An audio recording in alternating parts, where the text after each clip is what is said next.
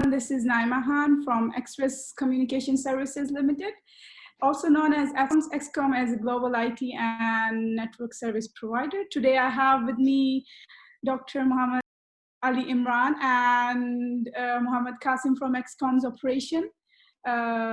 Professor Muhammad Ali Imran is a Dean at the University of Glasgow for Engineering and Communication Department, and also an Associate Professor of University of Oklahoma, USA. He's a well-known scientist as well in the field of 5G and emerging technologies. I welcome you, Professor Dr. Muhammad Ali Imran, to our platform. And thank you so much for taking valuable time for us. How are you today? I'm very well. Thank you very much for asking. Thank you. So I'd like to start this talk and would like to ask you to please share your aspiring and progressive journey in emerging technologies, researches, and publications you have made, and your journey from UET to the university to become the Dean of the University of Glasgow. Yes. How did you manage that and do it? So I started my education in Pakistan, and I was son of an army officer. So that's why I had this opportunity to visit many cities of Pakistan. So including Peshawar, Quetta, Bahawalpur.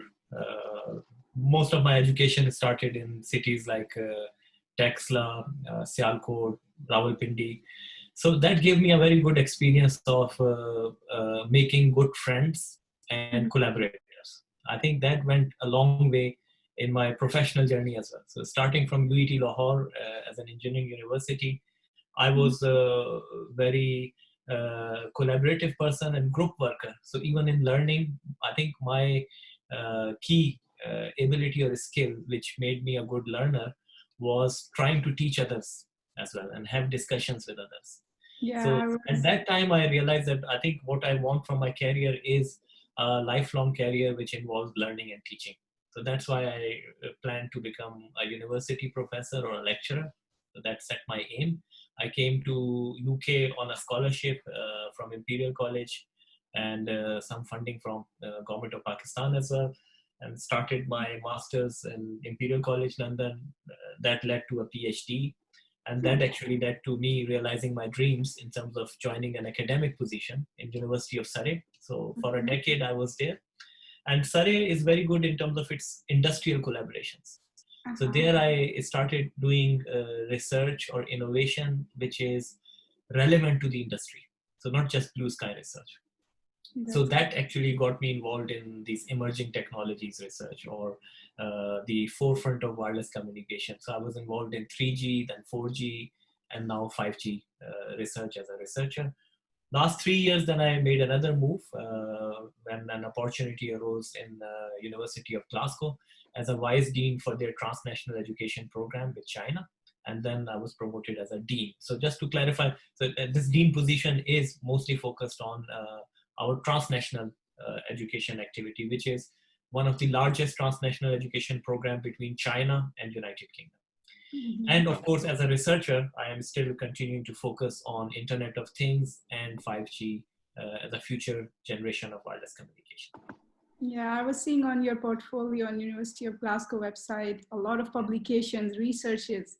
You have achieved a lot of milestones. Yes, and I would definitely add one more sentence to that, which is it's not all of my own achievements in its teamwork. I have been so lucky to have excellent collaborators and PhD students over the time who have not only extended the boundary of knowledge for themselves, not only have been inquisitive and created new knowledge for the rest of the scientific community, but of course, because they collaborated with me, it resulted in my own expansion of my knowledge and understanding of the systems around us. Yeah. So, Qasim. Excellent. That's a very inspirational, and there's a lot to learn from your journey, especially experiences, and the fact that you mentioned that it's all about collaboration, working with other teams, which helps you achieve your dreams. Dr. Ali Imran, I would like to just go back to what you mentioned earlier about 5G. And I want to explore this topic a bit more because this is your specialized area. If I was to summarize 5G, and if I was to say, what are the advantages of 5G? What would you say to that, please? So 5G is a pervasive communication ecosystem. So it goes beyond just mobile connectivity, right? Okay. It will usher a new era where new dimensions of connectivity will be explored. So that's why 5G is so important, because 5G will move our dependence on digital connectivity from just having a conversation like we are having at the moment to being permeating into every walk of our daily life. So in future, we will be doing things differently, including how our healthcare works, how our transport works, how our utilities work, how the government runs their taxation systems, how different local authorities run their local city infrastructure. So all that will start to depend on digital connectivity, and that's the big change or step change 5G is bringing in. That's why you can see that all top level government authorities are paying so much attention to 5G that it is now creating international tensions between big countries or new superpowers. The reason is because it's becoming nearly as important as their defense strategy. The reason, again, that all your infrastructure will be depending on this digital connectivity technology that is emerging from the future. So if someone can bring down this, they can bring down their adversary or their enemy to their knees, right? So that's making 5G really different. So technologically speaking, what 5G will enable is omnipresent communication connectivity. So not just when you are close to a base station or an urban city center, you will be connected when you're moving on a highway or you are in a rural area as well. The grade or the quality of connectivity may differ, but you will be connected wherever you go. And that connectivity comes from the need of connectivity, because people will become so used to it and so dependent on it, because if all services are being run based on digital connectivity, then you need it everywhere you are. So more specifically, what is the difference between 4G and 5G in terms of their capability? So one key difference would be the scale, how many devices we can connect to a mobile infrastructure. So that's termed as massive machine type connectivity aspect of 5G. So increasing the number of connected devices to the network. The other important aspect that will differ it from 4G is its reliability and latency. So we have a terminology called ultra reliable low latency communication, URLLC. So that's a distinguishing feature of 5G. And then final third dimension or third end of the 5G triangle is its enhanced mobile broadband. So everyone is aware of broadband. Many people are getting broadband in their homes via a wired network up to their Wi-Fi router. And after that, Wi-Fi router provides it in a wireless format. But at least towards your home, the broadband is coming through a wire connection, right? Yes. But in future, broadband will be mobile. So you can take your broadband connection on the move. And it's enhanced as well, which means it will be targeting speeds of several gigabits per second. Capability of downloading a movie in few seconds. Of course, no one wants to download a movie in few seconds. You usually want to stream it, but we give that example so that people understand how fast it would be. Because currently, you download it, it takes several minutes or even tens of minutes, but in future, it will take few seconds. So that's how it will change the level of connectivity. Just going back to what you said earlier, you said that a lot of things that we're going to do in the future, they're going to change. You know, can you give me a specific example of one particular industry or department or something like that, where how we're doing things now and how we'd be doing it differently? Okay, so a simple example would be healthcare. So current healthcare system, everyone understands and knows it's a reactive healthcare system. So I will go to my GP if I have a complaint, if I have some problem, if I'm not feeling well, or if I'm having any issue with any part of my body or organ or some ache or pain or some symptoms are arising. Then I go to my GP. My GP examines me and makes a diagnosis or recommendation, sometimes refer me to a more expert in specific area, or sometimes just give me some medicine. I come back home, take medicine and recover. Right? That's called a reactive healthcare system. Yes. So for future, we are moving to a proactive healthcare system, where you will have your health vitals being monitored by either wearables or several sensors in your home. Those sensors could be some explicit or very clear sensor, or sometimes unknown areas of sensing. For example, your doorknobs, your seat, your clothing, all of these can be equipped with sensing technologies, which are measuring different vitals of your health, either by taking samples from your sweat, taking samples from your saliva, taking samples without any contact. For example, monitoring your breathing rate, monitoring your pulse. So all this info, you're aware of wearables now, smart watches. They can measure your oxygen level, they can measure your rhythm of your heart. All these things, they're continually being monitored. And any deviation from the norm can provide you some early indications of onset of different diseases or health problems. So it's no longer reactive. It's proactive. You can predict and you can alert the patient that something is now not normal, or something is moving towards development of some issue or problem. So you can be alerted, or even the medical healthcare system can be alerted to send you with some advice or some corrective measure to take action for your health. This is for general public, but more importantly, this will become very relevant for care of more vulnerable people in our society. So people who are in old age, people who are having long-term medical health conditions. So their lives or their care system can be transformed by using this kind of technology. So healthcare is one simple example, but of course, using this detail of how it will change healthcare, you can very easily extrapolate it on several other areas. For example, as I mentioned about transport, right? So currently, the transport is a lot of management of the transport is manual, right? Your cars, your public transport as well, the timetabling of public transport, monitoring of how late your bus is. But with digital connectivity, this can be transformed, this can be changed. Uber is an example where you created a big business by not investing in any cars, right? But you exploited other people's resources to create a business. So that's how different you can say disruptive technologies will emerge from digital connectivity. Okay, I understand the model now. Let's there are two questions that I've got from your answer. Number one is that there is a lot of data transfer going on. Yes, collection of data, and then the other thing is the infrastructure for the collection of data. Yeah.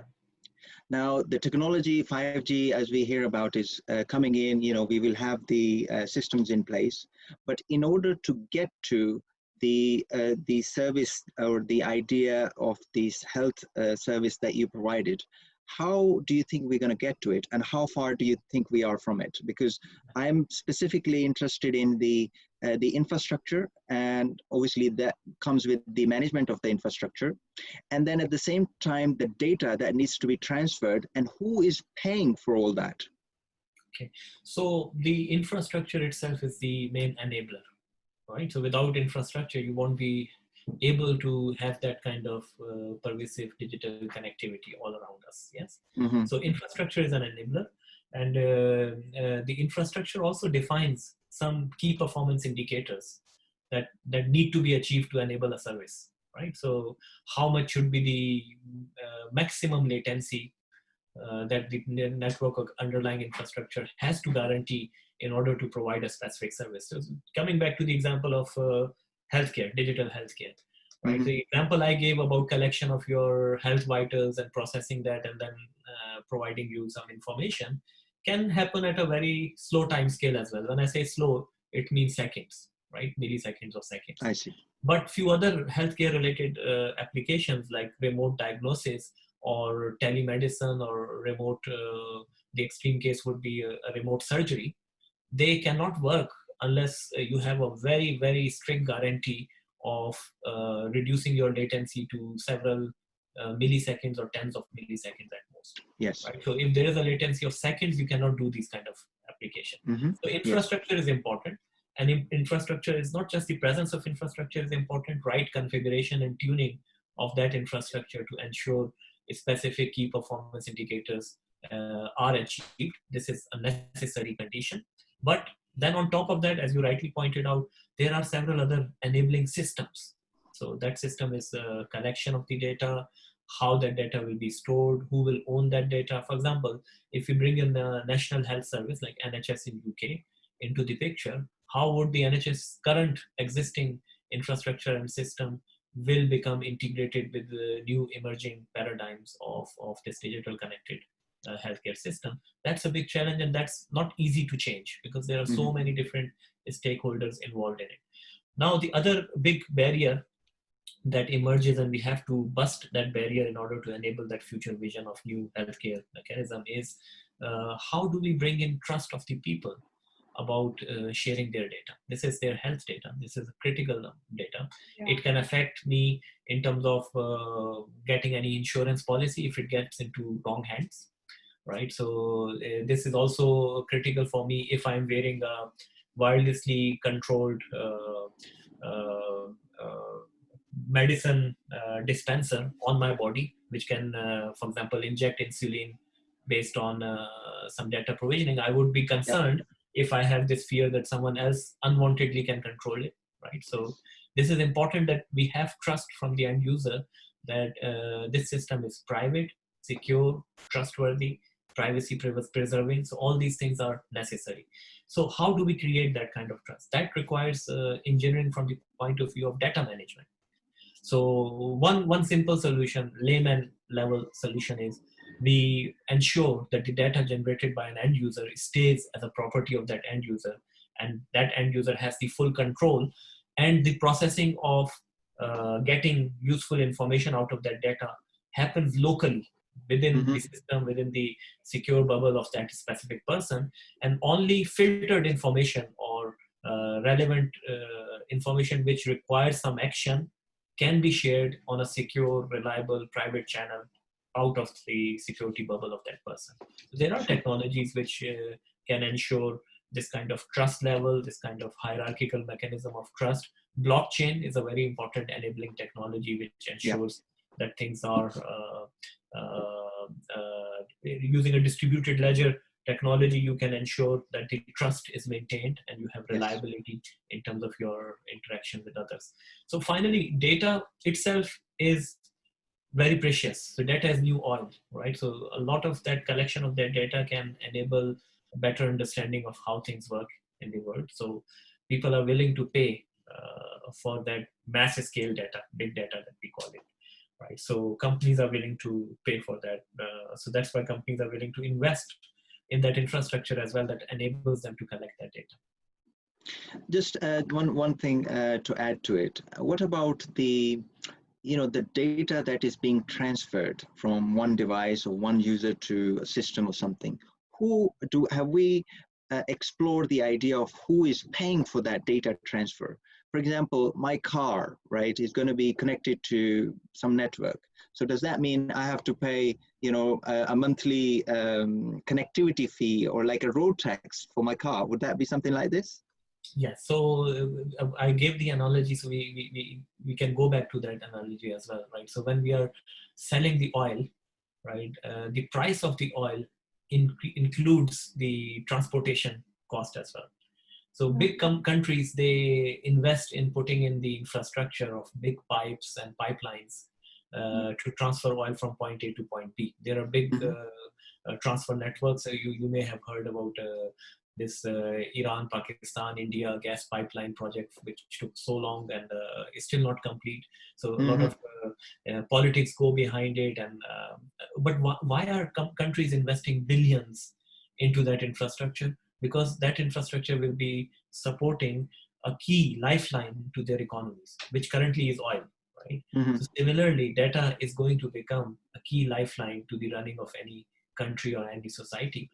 So paying for that infrastructure might become part of the business in which this data is being traded as a commodity, right? So currently it's not at that stage, right? But in future, this is one of the key enablers. So some of my work focuses on how we can overcome the digital divide, because current business models really give an incentive to mobile network operators to bring in technologies like 5G and maybe in future 6G only to urban areas, because their average revenue per user, ARPU, is much higher for providing that service in urban areas. They can, of course, generate more business out of it.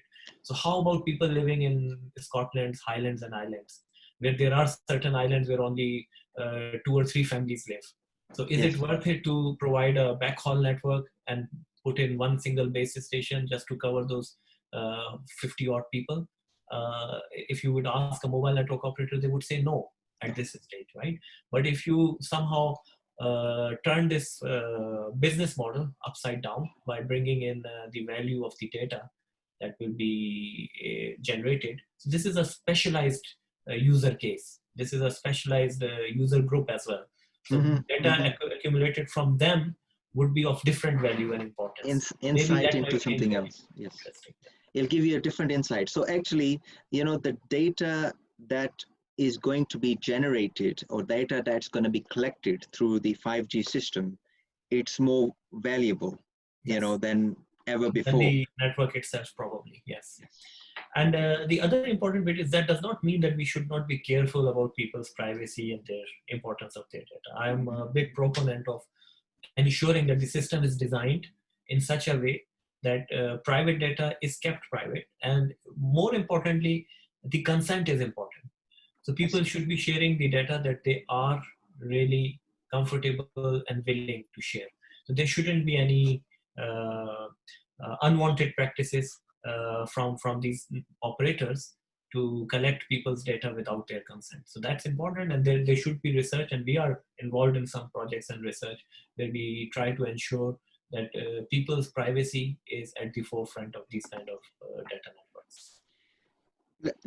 Let's take this a step forward. I mean, obviously, the privacy is a big issue, but at the same time, around 5G, there's a lot of confusion and controversy. Yeah. There is a video from David Icke, you probably have heard of. It says that the bandwidth at which the frequency operates, it's same as the bandwidth of the human brain, and this can cause illnesses, cancer. Even they try to link the COVID-19 to this issue of that. Also, if you look at, for example, Switzerland, where they have stopped, as I understand, the implementation of 5G due to the concern of, due to the health concerns. So what is that issue, and why is it that, country like Switzerland have stopped the implementation? So I think I would take this opportunity to refer to any viewers of this video to go back to one of my top level for general public paper or article that looks at demystifying these myths about 5G. Right. So I think instead of going into a very technical detail and without being disrespectful to any other names that you have counted, of course, they are scientists as well and they have their own opinion. Right, and respect everyone's opinion.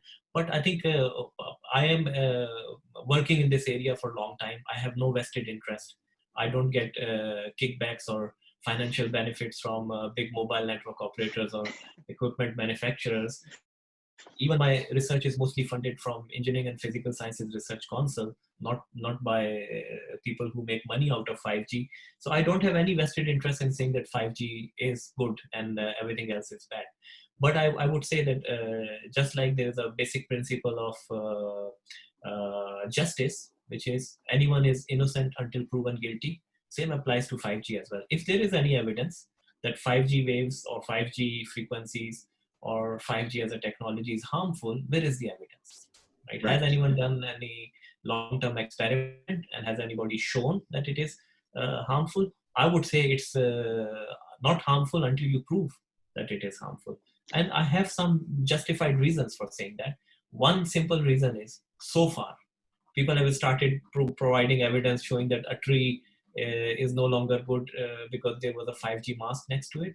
So I can tell one simple information for people that so far 5G technology that has come into market has not used any new frequency bands. These are same frequency bands that have been used for several years. So if you show me some evidence, and then I will only say that this is conspiracy theory, because so far we haven't brought any new frequencies into the market. So anyone who is working in 5G knows it, right? So if you will bring those new frequencies, okay, there are some concerns about millimeter wave baseband, that how it will affect humans.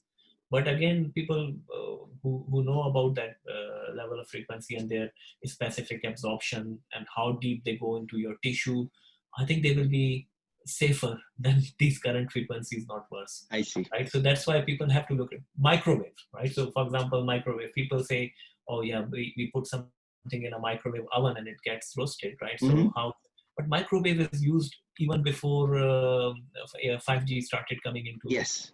any making, right? So microwave has been used as a communication technology from point to point for a very long time, right? So of course, everything has some harmful effects if not used appropriately, right? Same microwave can cook your food, right? If you contain it in a microwave oven, but same microwave, if you follow the regulations, if you follow the standards, can help you safely communicate information from point A to point B, and it has been doing it for several years. So same thing applies for 5G. Any frequencies that we use for 5G, there are safe standards for use of those frequencies at different power levels. Those safety standards have been made with a huge safety factor. Just in layman's words, if something is proven to be safe at level X, we only allow that level for commercial usage by 1/10 of that X, just to be over-engineered, right? So that's why there are no specific concerns, at least proven to me, right? I should be humble. No one knows everything, right? So if someone comes and shows me research and some concrete evidence that they have done some experiments and they found something bad, I don't see, to me it looks like science fiction, because my knowledge and my understanding gives me all the evidence that it's a perfectly safe technology. There is a lot of myths that have been built around. So anyone, if one wants to get some more information, type my name and myths about 5G, and then they can read my article. Excellent. I think that answers the question. Okay, you talked about earlier about 6G and 7G. Now, if 5G is where it is, where we just talked about, what is 6G and what is 7G? Where is that taking us? Yeah, so I would say that even before we start talking about 6G or doing research about 6G, no one knows if 5G will be the final generation. It might be FG, final generation, right? So no one knows that. There is always room for improvement. Have you ever heard from Wi-Fi, like 1G, 2G, 3G, 4G? But Wi-Fi has been improving over the years, right? It becomes better and better and better. So same thing about mobile technology, just it's a convention that we have been labeling every decade of advancements in mobile technology as a generation. So 1G, 2G, 3G, 4G, 5G. Nice. Maybe the commercial operators or equipment makers or vendors might become fatigued with this change of generation every year, because they get a lot of pressure to reinvest and redo the whole network. And it's usually done with backward compatibility and with some transition period when gradually new equipment comes in. In a sense, it's good for economy. In another sense, it's sometimes resulting in waste of investment and money. For example, 4G equipment can get redundant or unwanted before it has even brought the enough commercial benefit to the operator which invested in that equipment. So that's why this I would say non-organic change of generations could be harmful to the business, right? So it should be organic. When you really need or when you really feel the pressure to have a next generation, then let it organically come, right? Let it get developed, and need should drive the actual deployment of new technology. Sure. So that's why we can start doing research about 6G, and research about 6G would definitely go in terms of how much we can improve latency further. So just those three triangles I mentioned, right? So you have an ideal physical limit. So latency should be 0, but would we ever hit 0? Maybe not, right? So just come closer and closer to that physical limit, and that's how different generations will come. And the Sure. incremental difference that people will feel might be very later as we go along to next generation. I mean, just to touch base, we talked about Wi-Fi. I came across another term recently called Li-Fi, which is using the light to transmit the. What is that, and how? And is that really the next level Yeah, for so Wi-Fi?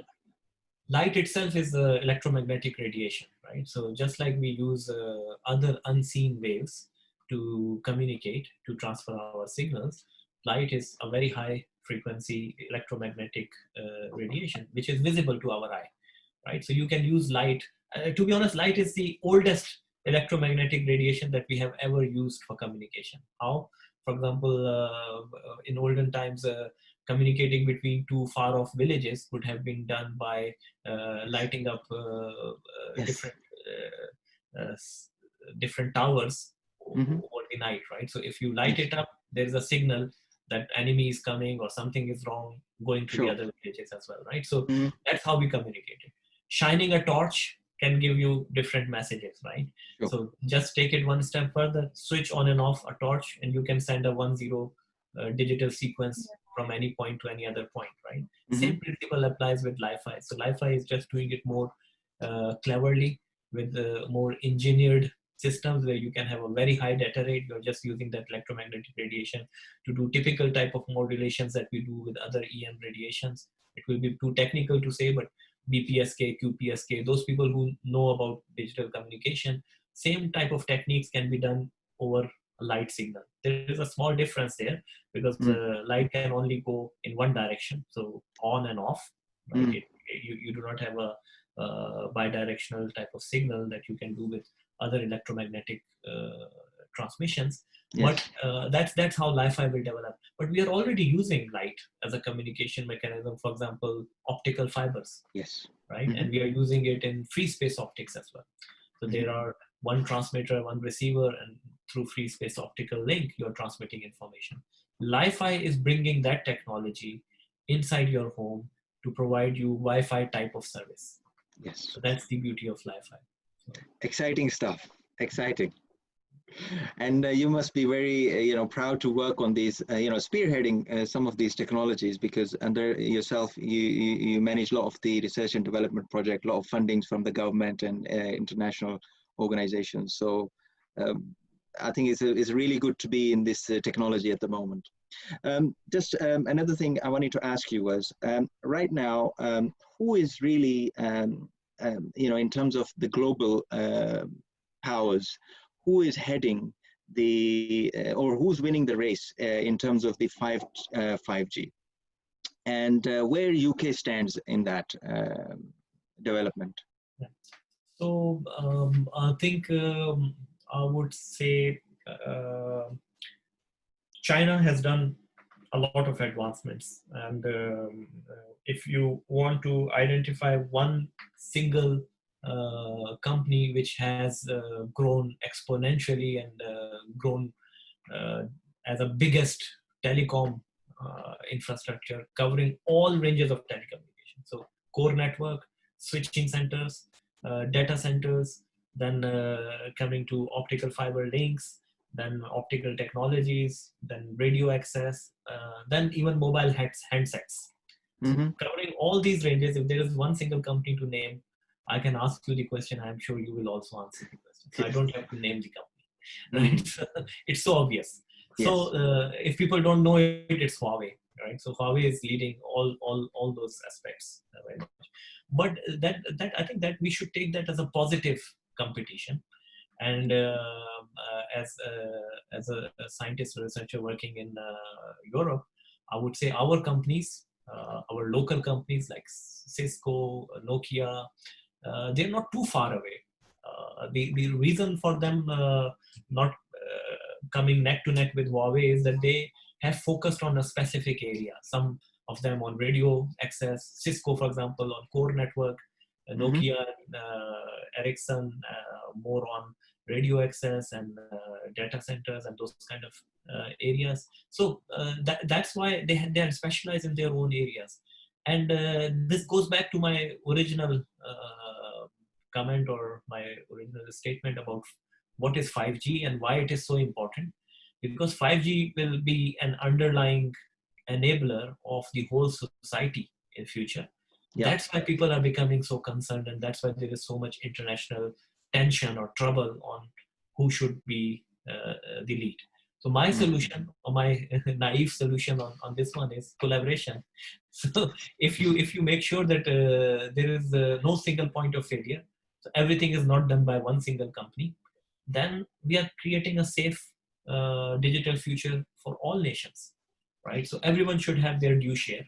So if we come up with a heterogeneous system where different companies are providing different facilities in different geographical regions, then no single company has this power to bring down the whole network, right? So then the network is safe for everyone, right? So that's why Like I think blockchain.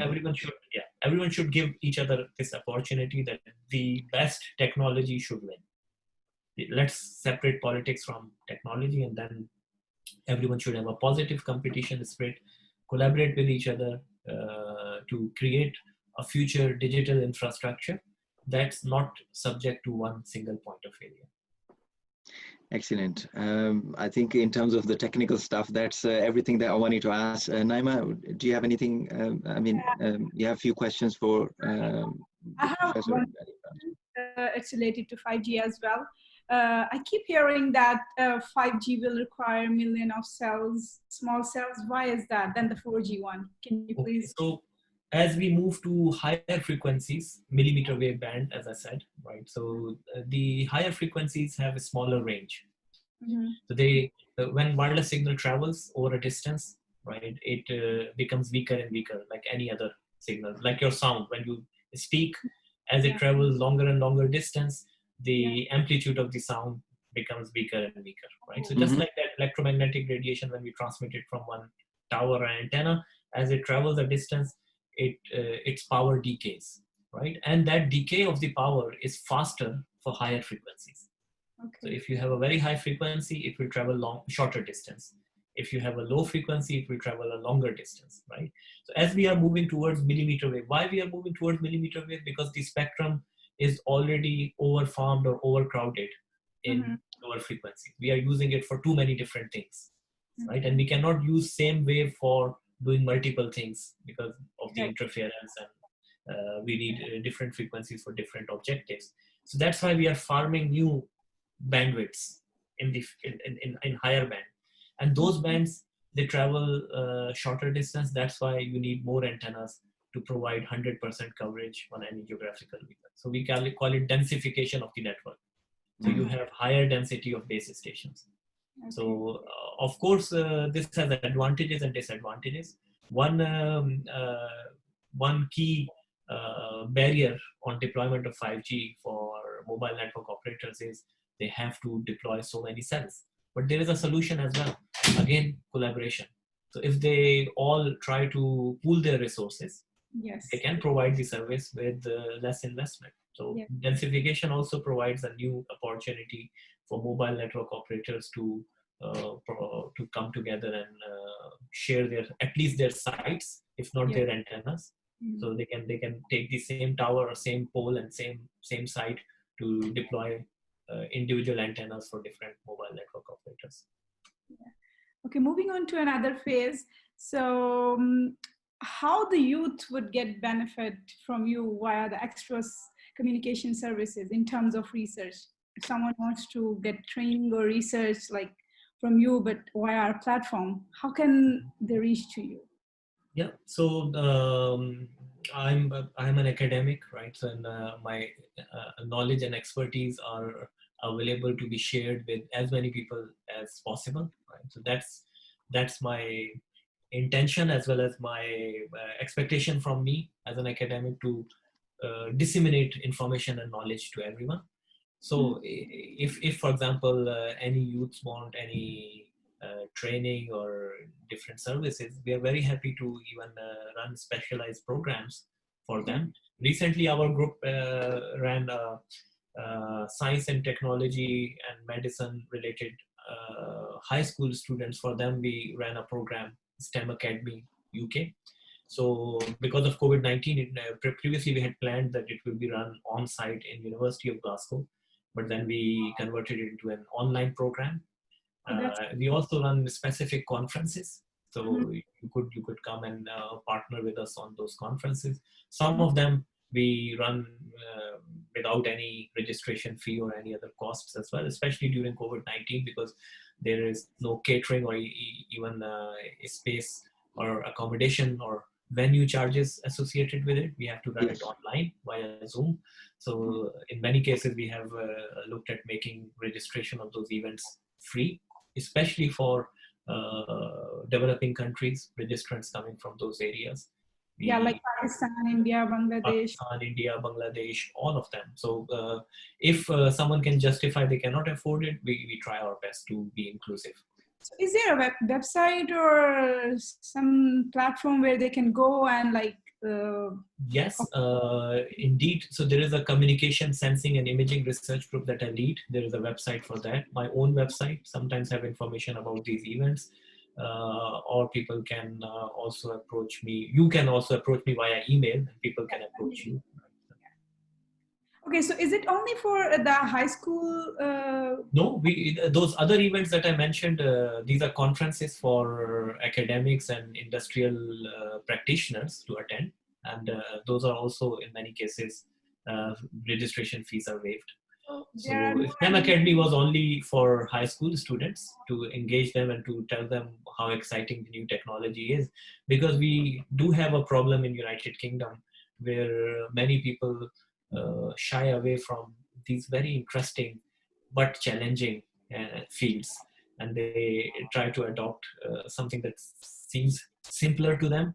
But I would say to them, look, these scientific pursuits look difficult, but they are very exciting and engaging. So if Absolutely. you will develop an interest in them, I can assure you lifelong interest in your job. You won't be pushing yourself to come out of your bed to go to your work, right? So that's why choose something that can keep you engaged and excited for the rest of your life as your career. And engineering, maths, sciences, these all these things are excellent for a career if someone is interested in that.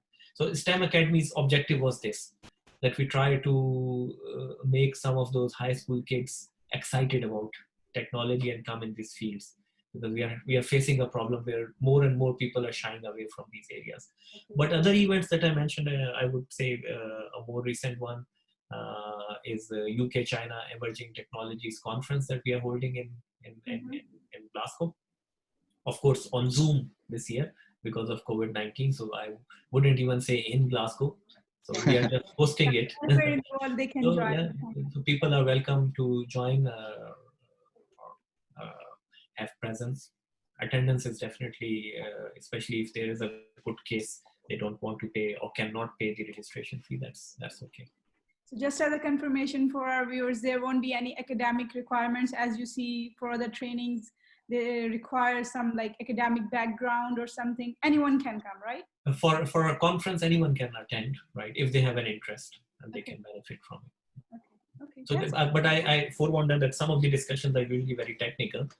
So if they want to learn from those technical discussions, then they are welcome. Yes. yeah. Okay. So one more question is that how do you manage your family life with the professional life? As I heard that you are very proactive and maintain your relationship with friends, family, and your team members. Dr. Faisal also told me about that, about you. So how do you keep balance between that? Share it.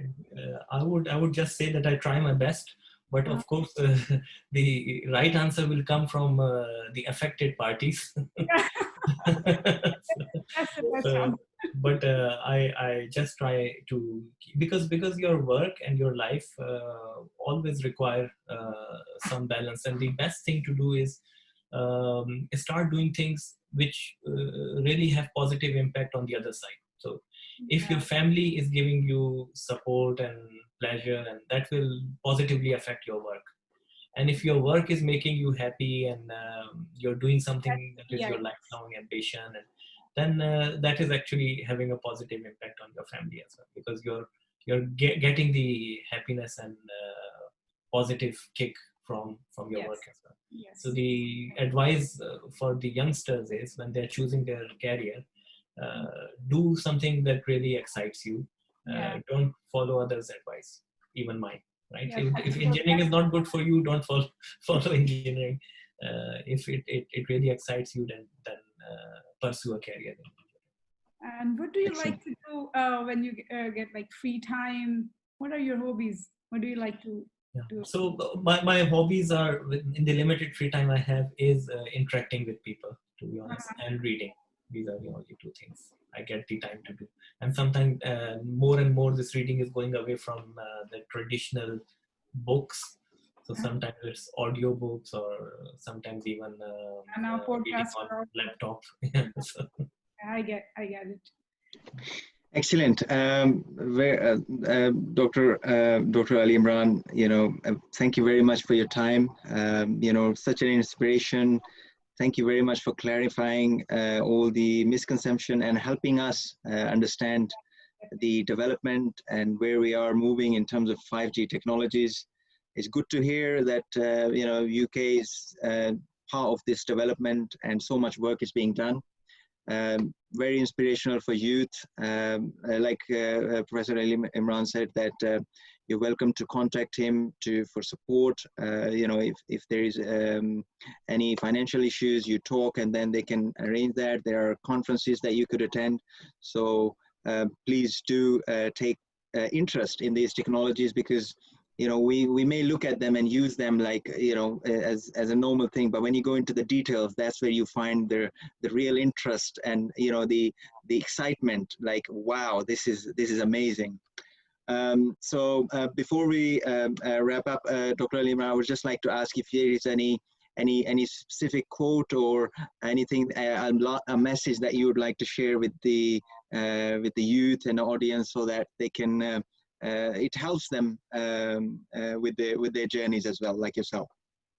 okay. So I would just like to say, be passionate about your ambitions. And if you have passion in your work, right, you will achieve great heights. Exactly. Excellent. Thank you very much for that. Thank you very much for being with us. Your time is very precious. We'll be in touch and continue to work with you on the development that we are doing as part of the Express Communication. Thank you very much, Thank you. Dr. Ali Imran. Thank you.